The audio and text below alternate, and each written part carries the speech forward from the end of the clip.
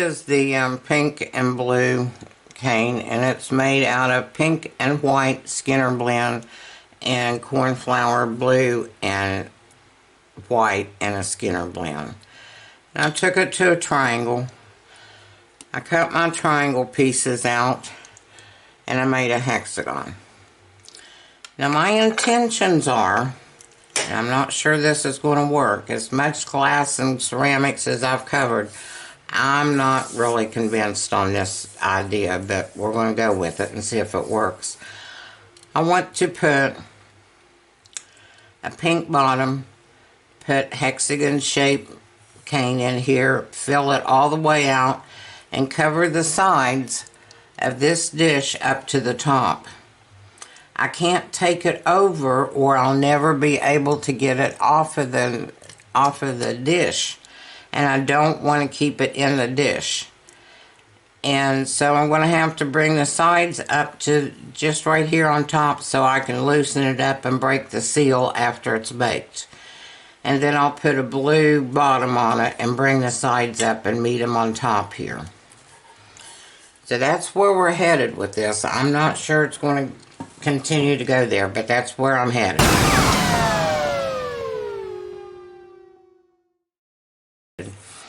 Okay, my dish itself was 7 by 7 inch bottom, and the sides going up was another inch. So my pattern I drew out is 8 by 8, and that should cover everything. And this one hexagon shape will be here.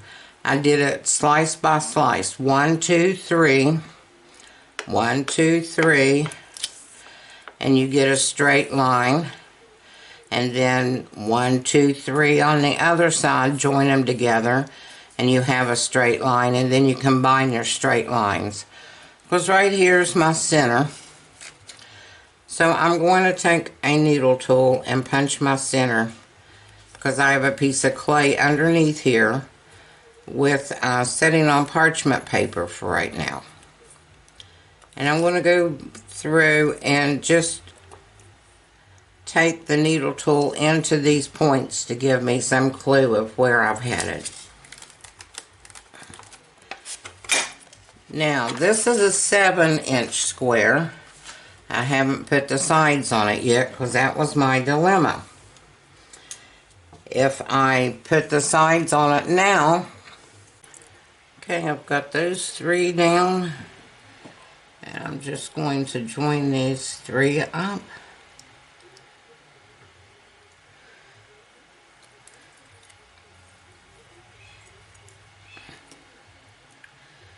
You can match them up, and polymer clay is so flexible that you can get it to work in there. These slices are so thin. I should have made them thicker so they'd be more cooperative. But we'll see.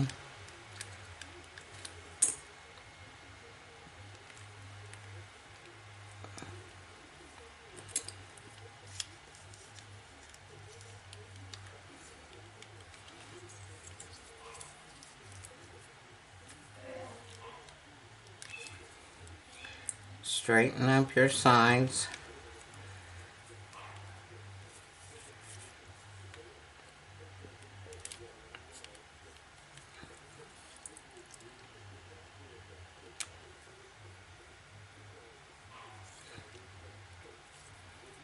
These were so thin, I felt like it was better to cut those off a little bit.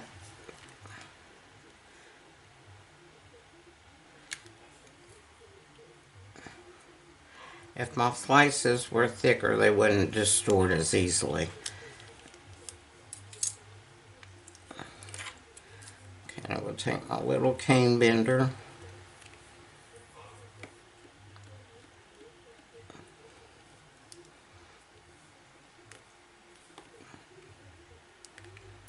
Push them together. With this like starburst pattern, it's a little bit more forgiving than some of them.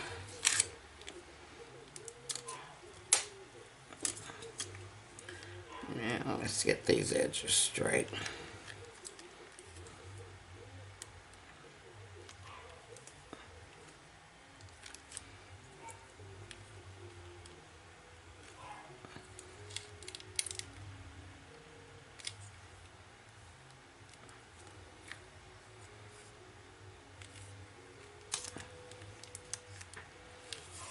Okay.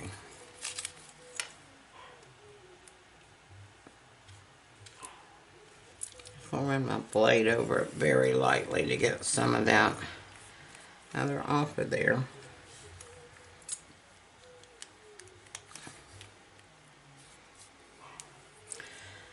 Now what I want to see is how far these come out. This side I'm not going to have to add to. I've already done that.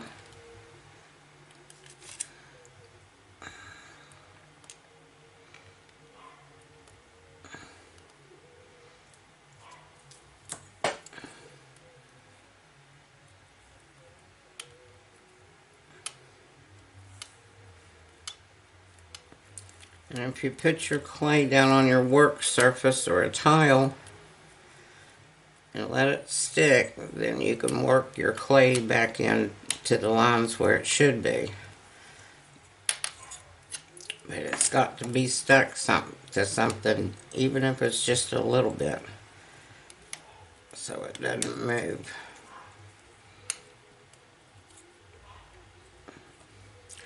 Now let's see if that's a better fit.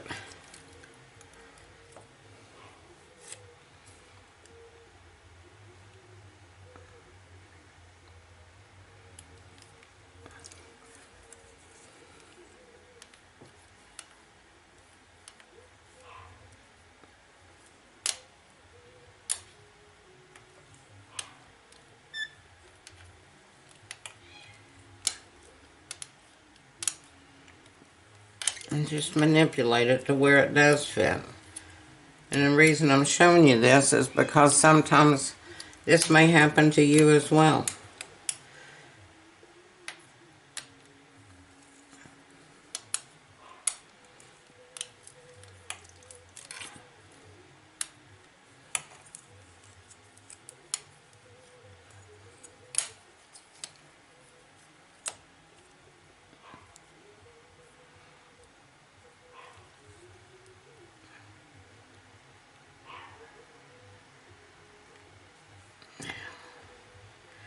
That's going to fit.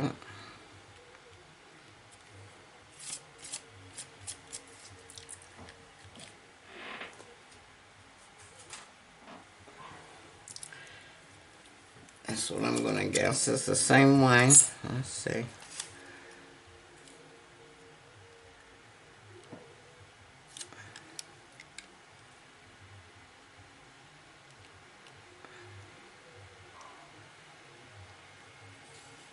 That one's better.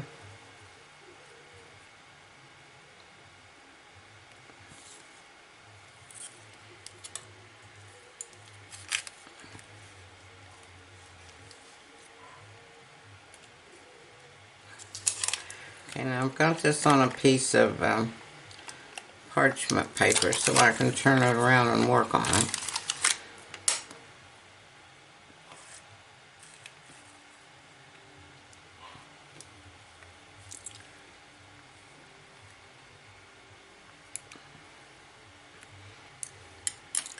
And I have strips cut for the sides on these.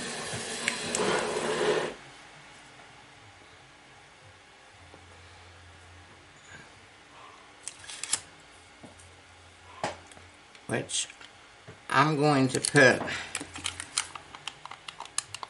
the rest of them on now,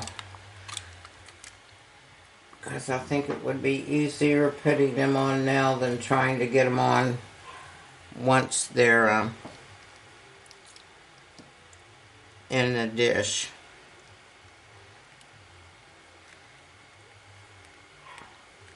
And if you're using a solid color and you don't quite have enough, like I didn't have enough fuchsia, I added a little bit of translucent clay to it to give me more clay. and it just barely lightens up the clay.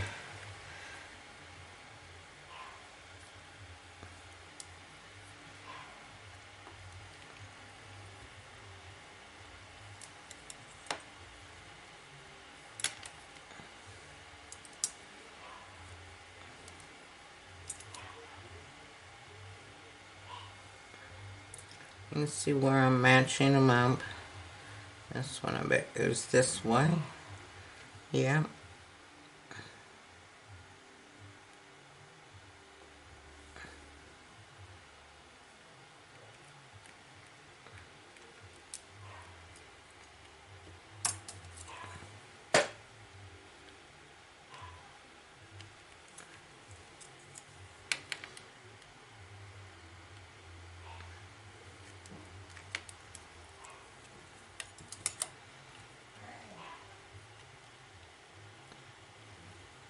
I'm just lightly rolling over them to connect all of the lines together from the cane slices.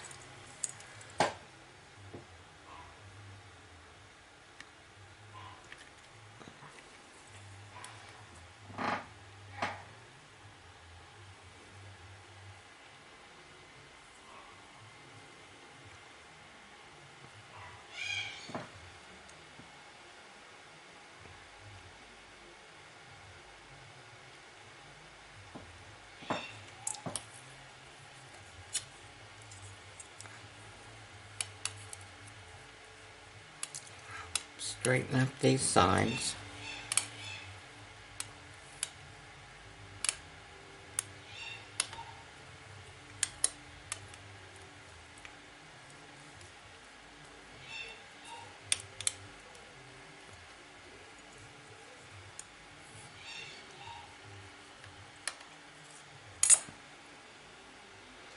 See how thin these are? I mean, these are tissue paper thin. That will match up? Yeah.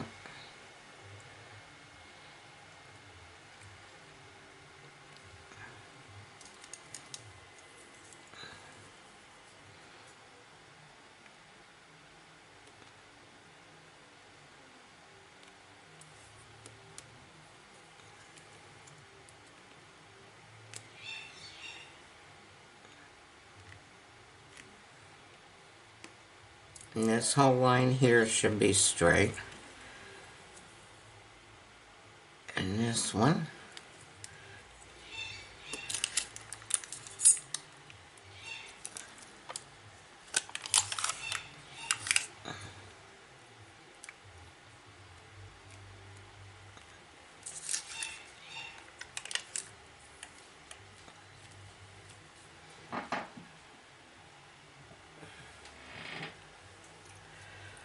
Okay, I've run out of slices, so let me get some more sliced up and work this out a little bit more, and I'll be back.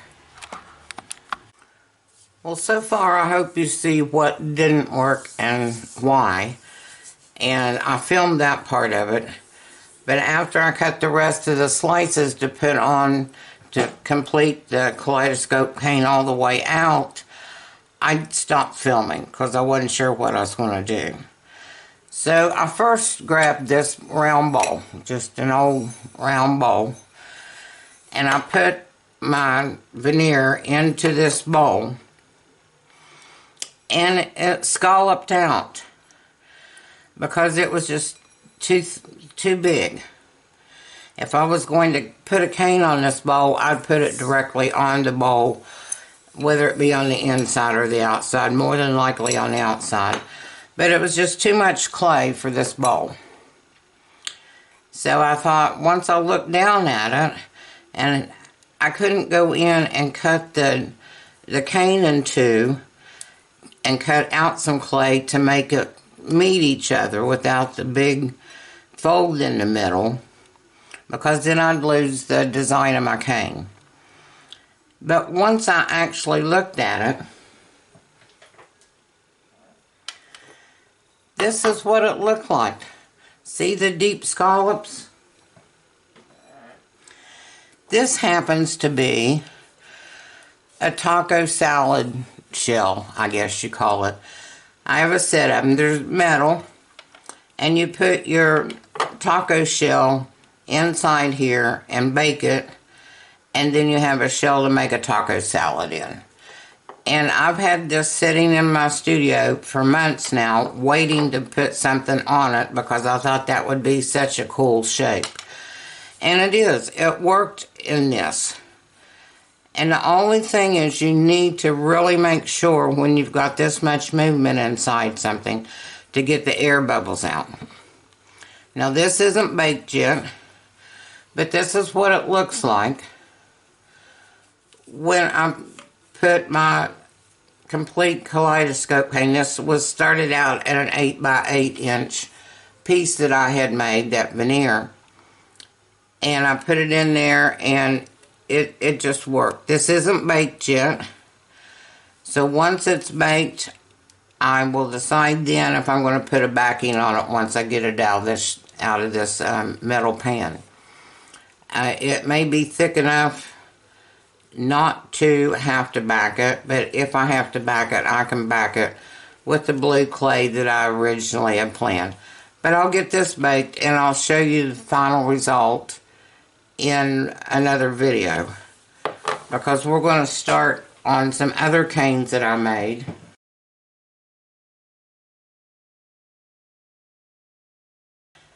This is a little box, paper mache, and this is the cane I'm putting on it.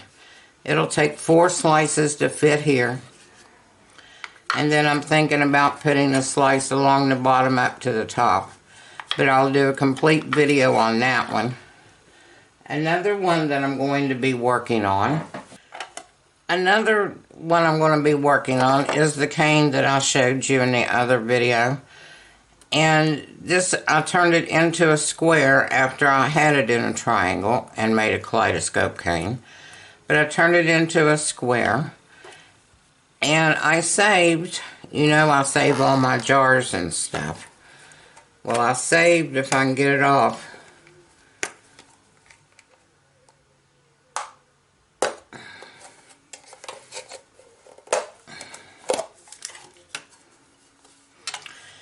this square is another cane that I made and showed you in a video a couple of weeks ago. And this is a ground black pepper can. And it's what pepper comes in your grocery store. And it has this little lid to it that has the sprinkles, or you can spoon it out, or you can pour it out. And I'm going to put this back on there. I find that I make a lot of my own mixes, like taco mix and stuff. And things like this are really handy to put all of the spices in. And then I can use it in the kitchen, and it says something on it besides black pepper. Now this is one I did before when it dawned on me, and I emptied up a can of pepper, that I could use this because they're metal.